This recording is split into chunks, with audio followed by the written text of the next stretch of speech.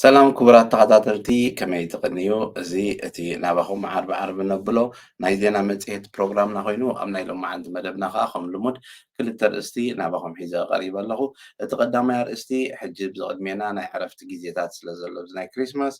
ኣብ ሚኒስትሪ ወፃኢ ጉዳያት ሓደ ሓበሬታ ተዋሃበ እሞ ተሓዲሱ ዘሎ ብዛዕባ መገሻ ዝምልከት ናብ ኤርትራ ናብ ኢትዮጵያ ከምኡውን ናብ ካልእ ዓለም ኣብ ትገሽሉ ግዜ ከም ሽወደናውያን ዜጋታት ክትገብሮ ዝግባእ ንዕኡ ቅድሚ ሕጂ እውን ተንኪፍና ነርና ሕጂ ከዓ መዚ ዘሎ ኩነታት ወፂኡ ዘሎ ሓድሽ ሓበሬታ እሱ ናባኹም ከብለ እቲ ካልኣይ ከዓ ምናልባት እቲ ቀጻሊ ንብሎ ብዙሕ ሓበሬታ ብቋንቋታትና ተተርጊሙ ዝወፅእ እሞ ሰባት ዘይጥቀሙሉ ንዕኡ ተመሊሶም ክጥቀሙሉ ክኽእሉ ምእንቲ ሓበሬታ ብዛዕባ ሓደሽቲ ቆልዑት ዝወለዳ ደቂ ኣንስትዮ እንታይ ዓይነት ክንክን ወይ ሓገዝ ክረኽባ ክእላ ወይ እንታይ ክገብራ ኣለዎም ብትግርኛ ብቪድዮ ተሰኒዩ ዝተተርጎመ ነዊሕ ማተርያል ኣሎ ብዛዕባ ሓበሬታ ክህብ እየ እግረ መንገደይ ከዓ ሓፈሻዊ ቀጻሊ ዘጋጥም ዘሎ ብዛዕባ ናይ ምሕዳግ ቆልዑትን ምስ ዝተኣሳሰር ብብዝሒ ዝግበር ጌጋታት ብዙሓት ዝገብርዎ እሞ ክመሃርሉ ዘለዎም ኩሎም ደቂ ተባዕትዮን ደቂ ኣንስትዮን ክመሃርሉ ዘለዎም ሓበሬታ ክህብ እየ ንምክትታልኩም እንዳዓደምኩ ናብቲ ቀዳማይ ኣርእስቲ ከሕልፈኩም እየ ኣብቲ ቀዳማይ ኣርእስትና ከምቲ ኩሉ ሻዕ ንብሎ እቲ ናባኹም ሼር ዝገብሮ ሓበሬታ ከተንብብዎ ክትርእይዎ ምእንቲ ናብኡ ኣትየ እሱ ሼር ክገብሮ እየ ንዕኡ ሼር ኣብ ዝገብረሉ ግዜ እቲ ሓበሬታ ቀጥታ ካበይ ከም ዘምፃእናዮ ንክትርእይዎ እሞ ከዓ ኣፕሊኬሽን ስለ ዘሎ ነቲ ኣፕሊኬሽን ኣውሪድኩም ኣብ ሞባይልኩም ከም ኣፕ ናብ ዝኾነ ሃገር ክትገሹ ከለኹም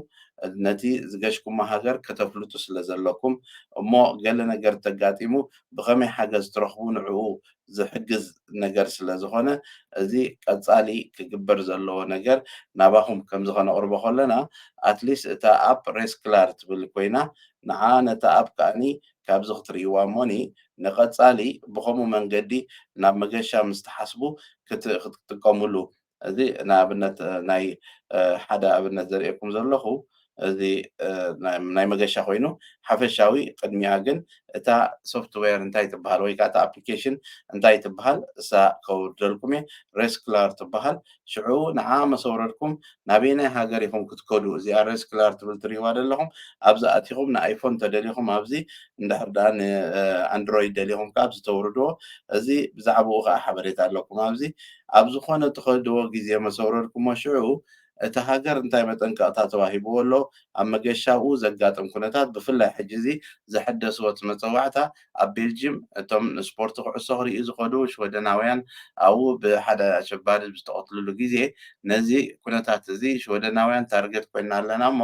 ኣብ ከምዚ ክንጥንቀቕ ኣለና እዚ ሬስክላር ክወርድ ኣለዎ ናበይ ትገሹ ኣበይ ኣለኹም ክትሕብሩ ኣለኩም ሓደጋ ምስ ዘጋጥም ቀልጢፍና ሓገዝ ክንህብ ክንክእል ምእንቲ ብዝብል ነቲ መፀዋዕታ ተሓዲሱ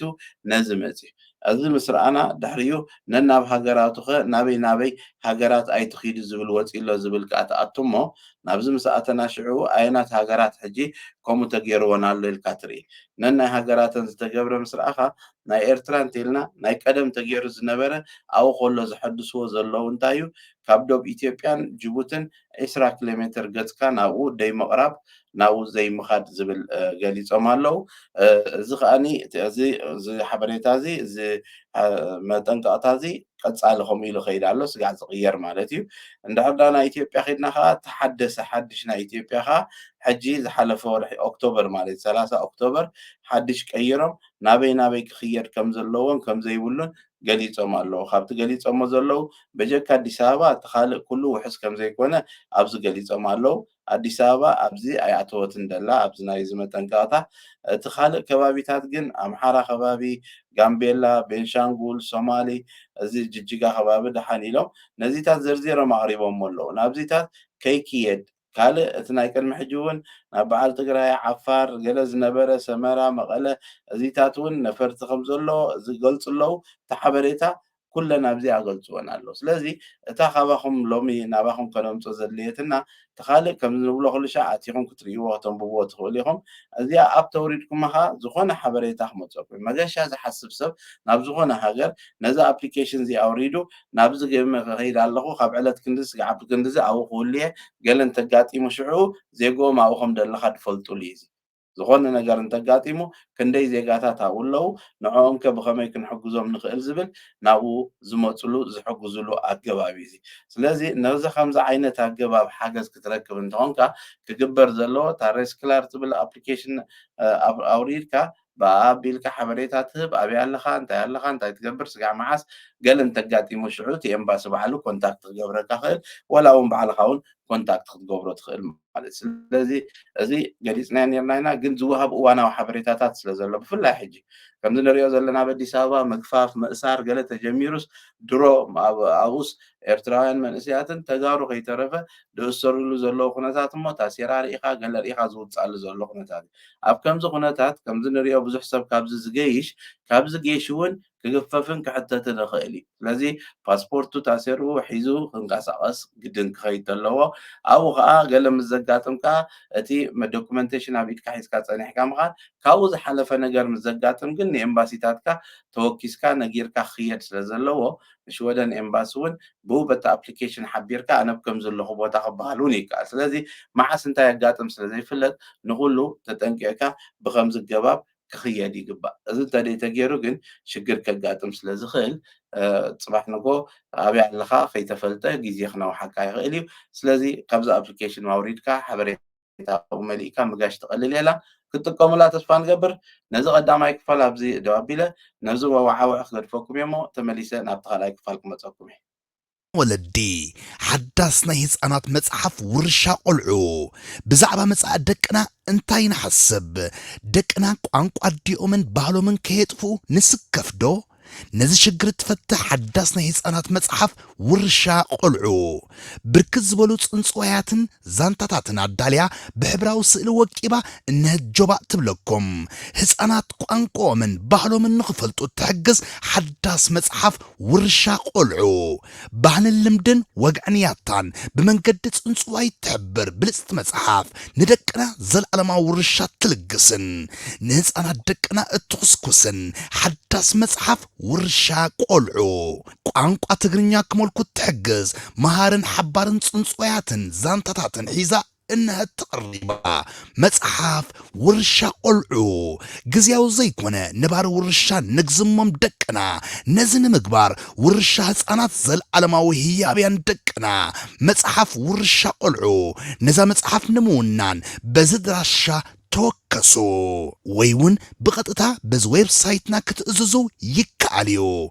مصحف ورشا قلعو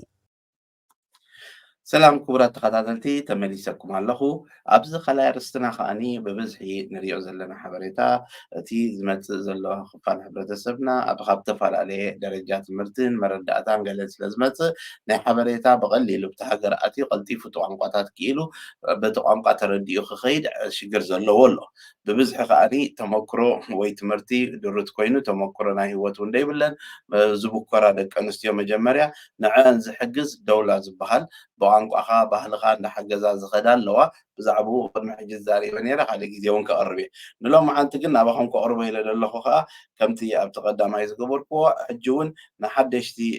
ዝወለዳ ደቂ ኣንስትዮ ሓበሬታ ኮይኑ እዚ ካሮሊንስካ እቲ ሆስፒታል እቲ ዩኒቨርሲቲ ዘውፅኦ ኮይኑ ብትግርኛ ቋንቋ ናብ 23 ቋንቋታት ተርጊሞም ኣምፅኦም ኣለዉ እዚ ፒኮ መርመራ እንታይ ማለት እዩ ብዛዕባኡ ፊልም ኣሎ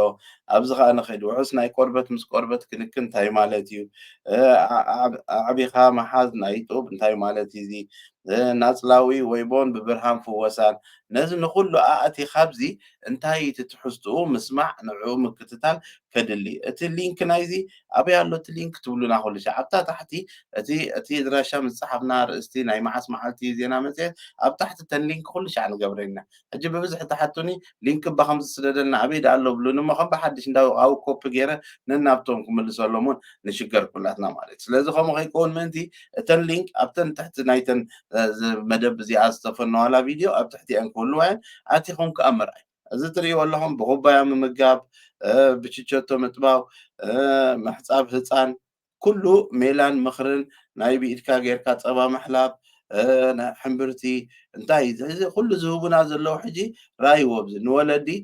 رأيوه فوريل درام ميدفيركان نولد حبر إذا نايزل سليلة سامتال سكارتا أكيد فليب ህፁፅ ኩነታት ንህፃናት ክንክን ምሃብ ክውለድን ከሎ ሓበሬታ ንወለዲ እዚ ብምሉእ ኣቲና ክነንብቦ እንተኽኢልና እንታይ እቲ ዝዓበየ ንጥቀሞ ነቲ ሓበሬታ ብቋንቋና ስለ ዝቡና ደለዉ ኣይንሽገርን ማለት እዩ እንድሕር ዳ እቲ ሓበሬታ ብቋንቋ ተዋሂቡካ ከሎ ዘይተጠቂምካሉ ግን ወል ሽግር እዩ ክኸውን ምክንያቱ ሳቶም ካብዚ ንላዕሊ እሞ እንታይ እዮም ክገብሩ ኣገዳሲ እምበር ቋንቋ ትመሃረሉ ትኽእሎ ቋንቋኻ ስለ ዝኾነ ብኡ ኣቢልካ ምስ ከድካ እውን ናብቲ ሕክምና ክትዛረቦም ከለኻ እውን ኣይትሽገርን ምክንያቱ ፈሊጥካ ኣለኻ እቲ ስያመታት ናይቲ ትጥቀመሉ ነገር ስለዚ እዚ ብስነ ስርዓት ሰብ ከምዚታት ክረክብ ከሎ ተገዲሱ ሓደ ብሓደ ከፈልጠን ንዕን ከፅናዕ ምእንቲ ርእሱ ከዓ ሓራሳት ኮይነን ኮፍ ኢለን ስለ ዘለዋ ኣብ ገዛ ነዚታት ክፈልጣ ቋንቋን እየን መሊሰን ከመሓይሸኦ ስለዚ ከምዚ ዓይነት ሓበሬታ ተገዲስካ ኣብ ተግባር ከተውዕሎን እቲ ዝግባእ ክንክን ብቋንቋኻ ምርካብ ሓጋዝ ስለ ዝኾነ እዚ እግረ መንገድና ክንሕብሮ እሞ ኣብኡ ከዓ ኣምፂና እቲ ሊንክስ ከዓ ናባኹም ከነብሎ ኢና እዚ ድሕሪ ምባል ኣብዚ ካልኣይ እውን ዝበዝሐ ኣቲኹም ክትርእይዎ ብምግዳፍ ማለት እዩ ናብቲ ኣገዳሲ ዝበልክዎ ብብዝሒ ዘጋጥም ዘሎ ጌጋታት ከኣት እየ ቀዳማይ ኣብዚ ንነብሮ ዘለና ምዕራብ ዓለም እንድሕር ዳ ሓደ ነገር ብሕጊ ተኸልኪሉ እሞ ዝተኸልከለ ነገር እንተፈፂምካ ሳሲኻ ግድን እቲ መቕረብካ ቤተሰብካ ጥራሕ ኣይኮን ንኣብነት ኣብ ምህራም እንድሕር ዳ ክልኩል ኮይኑ ሰብኣይ ንጎይል ሰበይቱ እንድሕር ዳ ሃሪምዋ ናብ ሕጊ እንተበፂሑ ከም ልምዲ ሽምግልናን ገለ እንዳበልና ስለ ዝለመድና ኣብ መንጎ ምትዕራቕ ይመፅእ እሞ በቃይ ሃረመንን በሊ ወይ ከዓ ከም ዝበሊ ተባሂሉ ተኸይዱ እተን ደቂ ኣንስትዮ ተመሊሰን ከይደን ኖ ኣይሃረመንን ዝብላ ገሊአን ከዓ ክሰይ ስሒበየ ኣለኹ ዝብላ ብዙሓት እየን ክሰይ ስሒበየ ኣለኹ ማለት ግን እቲ ሓበሬታ ብፅሕካያ ናብ መንግስቲ ኣኽባር ሕጊ ይድኸሰካ ሕጊ ናይ ሽወደን ተጣሒሱ ምን እስኻ ካሕሳ ከይተሓትት ገለገለ ክትገድፎ ትኽእል ኢኻ እቲ ሰብ ግን ክሱ ይቕፅል ምክንያቱ ኣኽባር ሕጊ ይድኸሶ ካብ ሕጊ ወፃኢ ዘይፍቀድ ነገር እዩ ገይሩ ንዓኻ ስለ ዝኾነ ስለ ኖእ ስበልካስ ይዕፆ ማለት ኣይኮነ ስለዚ ብብዝሒ ዘጋጥም ጌጋ እንታይ እዩ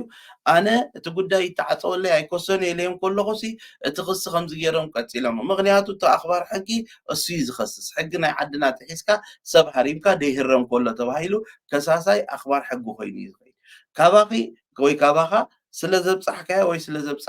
ዘብፅሕክዮ ጥራሒቲ ሓበሬታ ዳኣክል ድሕሪኡ ግን ካልእ መርመራታት ግብር ተሃሪሙ ከሎ ተሃረምኩን ዝብል ሰብ ተመሊሱ ፅባሕ ንጎ ሓላፍነታዊ ወላዲ ይኮነን ምስ መረሮ ምስ በዝሐ ወረገይ ሕጂ ጥራሕ ኣይኮነን ሃሪሙኒ ቅድሚ ሕጂ እውን ይሃርመኒ ነይሩ ኢልካ ምዝራብ ኣሎ ኦኬ ወይ ተሃርመኒ ነይራ ወይ ሃርመኒ ነይሩ ነይሩ ከምኡ ተተባሂሉ ከዓ እንታይ እዩ ስለዚ ሓላፍነታዊ ይኮንካ ንሳ ኣቐዲምካ ተቐዳሚቲ መዓልቲ ተሃራረመላ ካብ ሕጊ ወፃኢ ክትሕብር ነይርካ ተደየለ ቆልዑት ኣለዉካ ነዞም ቆልዑት እዚኦም ሓደጋ ይስኻ እውን ልክዕ ወላዲ ይኮንካን ማለት እዩ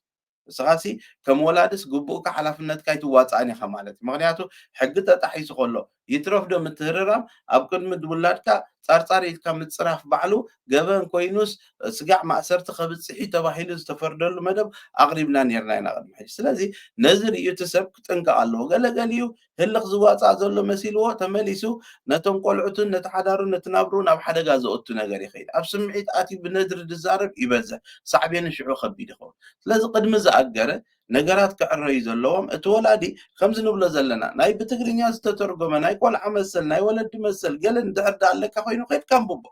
ንዑ ከየንበብካ ይትፈልጥን ኢኻ ብዕድል ምፍላጥ የለን ስኻ ኣንቢብካ ርኢኻዮ ነቲ ናይ ተዓዲ ሕጊ ተኸቲልካ ክትከይድ ስለ ዘለኩም ነዚ ኸኣይና ዝኩሉ ፃዕር ንገብሮ ዘለና እሞ ነዚ ንነግረኩም ዘለና ኣብ ተግባር ከተውዕልዎ ተስፋ እንዳገበርና ነቲ ንቐፃሊ ናባ ከምዚ ክንዛረበሉ ንደልዮ ርእስትታት ናባኹም እንዳምፃእና ክንዛረበሉ ኢና ኣብ ዝቕፅል ሰሙን ሕቶታት ዝሓተቱና ኣለዉ ብዛዕባ ስም ምቕያርን ካልእን ንዕኡ ተዳሊና ብዛዕባኡ ሓበሬታ ክንብ ክንመፅእ ኢና ዝቕፅል ሰሙን ንሎሚ ግን መዚ ዳግማይ መዋዓውዒ ገዲፈኩም ኣብዚኣ ደው ከብል ኣብ ዝቕፅል ሰሙን ብካልእ መደብ ስጋዕ ንራኸብካ ሰላም ቅንያት ሞኒ ሜድያ ዕለተ ልደት መርዓ መመረቕታን ካልኦት ኣገደስቲ ዝኾኑ ናይ ፈተውትኹምን መቕረብትኹምን ምድላዋት ናይ እንቋዕ ሓጎሰኩምን እንቋዕ ኣብቅዓኩምን መልእኽትታት ንምምሕልላፍ ዘኽእለኩም መደብ ጀሚርና ከም ዘለና በዝጋጣሚ እዚ ንኹልኹም ተኸታተልቲ ሃርሞኒ ሜድያ ንሕብር ንኹልኹም ፈተውትኹምን መቕረብትኹምን እንቋዕ ኣብቅዓኩም ንምባል ኣብ ትደልይሉ እዋን ሃርሞኒ ሜድያ ዕድል ከፊትልኩም ስለ ዘሎ ተጠቀምሉ